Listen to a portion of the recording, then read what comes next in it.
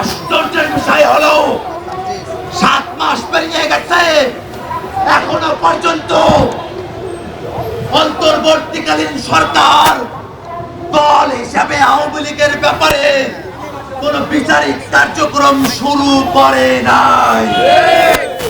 আজকের এই বিক্ষোভ সমাবেশ থেকে আমরা ঘোষণা করতে চাই, অন্তর্বর্তীকালীন সরকারকে অবিলম্বে দল হিসাবে আওয়ামী লীগকে বিচারের কাঠগড়ায় দাঁড় করাতে হবে। বাংলাদেশে আওয়ামী লীগের নামে কোন সাংগঠনিক, কোন রাজনৈতিক কার্যক্রম চলতে দেওয়া যাবে না। আওয়ামী লীগের নিবন্ধন অল্প সময়ের মধ্যেই বাতিল ঘোষণা করতে হবে।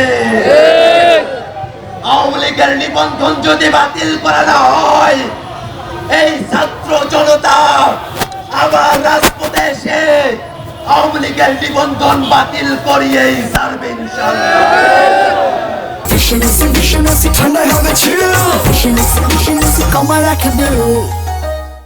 সংগ্রামী উপস্থিতি,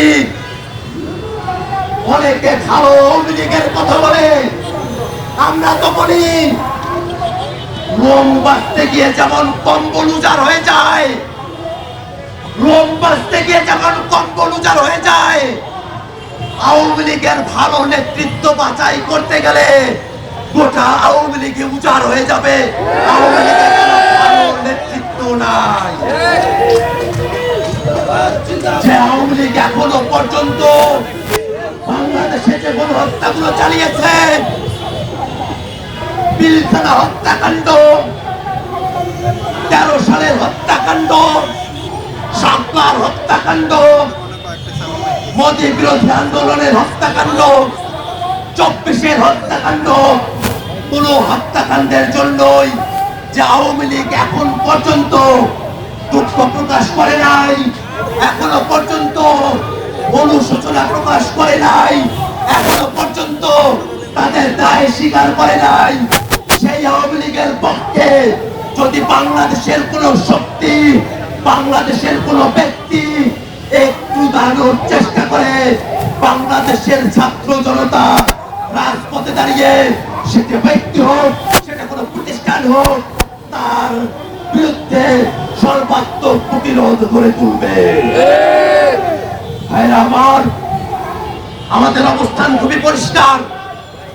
আজকের বিক্ষোভ সমাবেশ থেকে আমরা স্পষ্ট করে বলতে চাই, শুধু আওয়ামী লীগের নেতা কর্মীরা নয়, দল হিসাবে আওয়ামী লীগের বিচার করতে হবে, আওয়ামী লীগের নিবন্ধন বাতিল করতে হবে, আওয়ামী লীগের রাজনৈতিক এবং সাংগঠনিক কার্যক্রমের উপরে নিষেধাজ্ঞা আরোপ করতে হবে।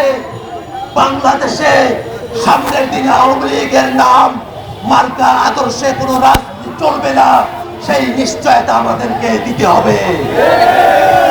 বন্ধুরা আমার, বাংলাদেশে আমাদের অন্তর্বর্তীকালীন সরকারের প্রধান উপদেষ্টা যে জুলাই 4 কথা বলেছে, আমরা বাংলাদেশের সকল রাজনৈতিক শক্তিকে,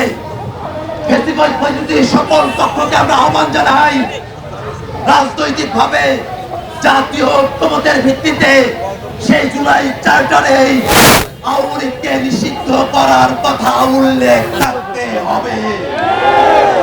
বন্ধুগণ আমার, আজকে রোজার সময় আমরা দীর্ঘ সময় আমাদের বিক্ষোভ কর্মসূচি অব্যাহত রেখেছি।